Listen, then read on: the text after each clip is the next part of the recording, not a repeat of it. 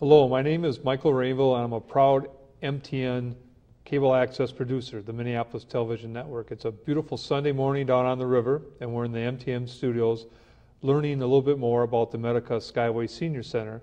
So thank you, Pam Colby, for having us today and helping us out. And I'm with Adrian and Wally, Adrian Merrill Ratliff and Wally Swan, and you're very much involved in the Senior Center since day one. 2001 was the inception.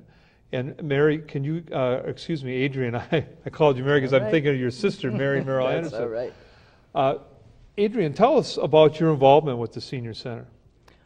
Well, first I can say, I think the thought is that we are the hidden gem in downtown Minneapolis. Mm-hmm.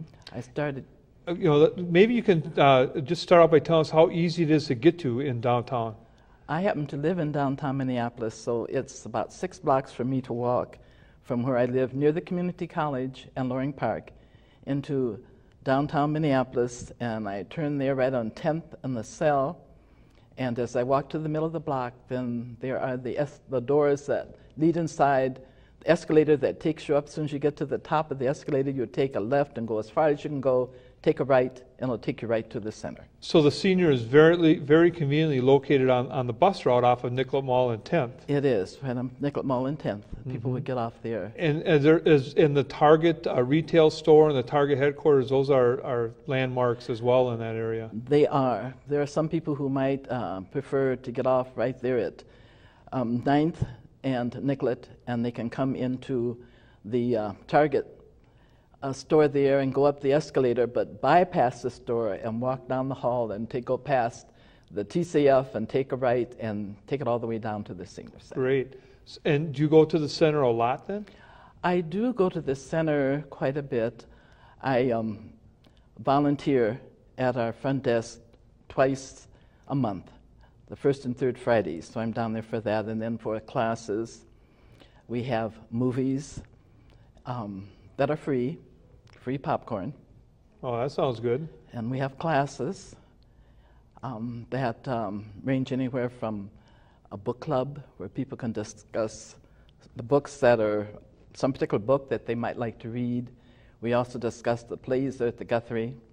We have a Tai Chi. We have exercises with the silver sneakers, but you don't have to be a member of Medica in order to be able to participate. So it's very open and welcoming for everybody. It is, very much so. And Wally, what is your association with the center? Well, I started in the summer of 2005, and the center was within 6 weeks of closing because it didn't have enough money to continue. So we interviewed a couple of candidates to support the center, and we were really pleased that Medica picked up the ball and decided that they would give us a very substantial grant. Mm-hmm. And that has continued through this year. We also have been getting support from the Ryan Corporation that has helped us with redecorating and helped us with reducing the rent on the center. And we have a lot of individual donors. And in fact, this year, that's one of the things I specialize in, is the kind of development and fundraising work. And so you have a Friends of the Senior Center, yep, similar to the Friends of the Minneapolis Public Library? That's correct, and it's a 501c3. It is a nonprofit, so people can give it as a charitable contribution, write it off on their income tax. And Adrian, how many people are served by the Senior Center? I'm looking at some of the information, and it's for people 50 and over, which kind of resonates with me because I'm certainly over 50. And the downtown population just grows and grows and grows. It does. Off the top of my head, to be able to tell you the exact number of people that it services, I can't tell you that off the top of my head. Well, I think we're in about 16,000 per year, and 16,000 visitors per year. That's amazing. It's been going up during this economic change that we're going through. It's gone up about 20%, I've been told. So we're having a lot of people come in. A lot of people like to use the computers, especially on the day the library is closed. Mm-hmm. But all throughout the week, people are using our computer services. They're coming in for all of the activities that are listed in our newsletter, which goes to 4,000 people. It's called Chatter. And people can get on the subscription list if they want to get to us and see what our programs are. So we have lots of different ways of reaching people, and we have people from throughout the metro area that come to see us. And Adrian, you had mentioned some of the programming. I see that you offer a lot of information on positive in the aging process and information. Do you think that's a big draw? People want to know, how do you age gracefully? Very definitely. That's very important. Age, they say, is nothing but a number. Mm-hmm. And to say that anyone could ever be bored when there's so much to do, come down to the senior center.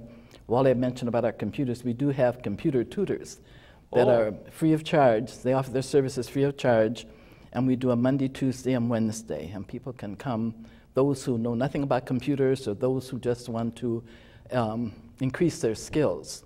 So they can do that. We have a walking club. During the winter, we're through the Skyway. In the summer, we're out through the downtown area. So there's always something for somebody to do at the senior center. Conversation. It's a wonderful place to meet people. And it's so important to have friends and to have a social life. It is. And we offer the coffee and cookies, and people can either, if they want to bring their own lunch, or stop at some of the shops that are right near the senior center and bring their lunch in and sit down and eat. One of the things that happened to me, one of the people that I ran across after I started coming to the senior center was a gentleman whose mother and father sold my mother and father their first home way back in 1943. Goodness. So it's just all those years, and hadn't seen that person since then. So that was. So you were born and raised in Minneapolis? Yes, I was.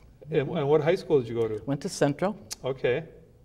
And now the Central's been closed, but what Yes. a stellar school that was when you think of the judges and the elected officials and the captains of industry that came out of Central High School. Yes, I was just talking with someone on a trip that we took on Friday to Lake Pepin, and two of the people that were sitting across from me that went to Robbinsville, and I was just saying, well, Central no longer exists, but I can remember across the top of Central it said, the Commonwealth requires the education of the people as a safeguard of order and liberty.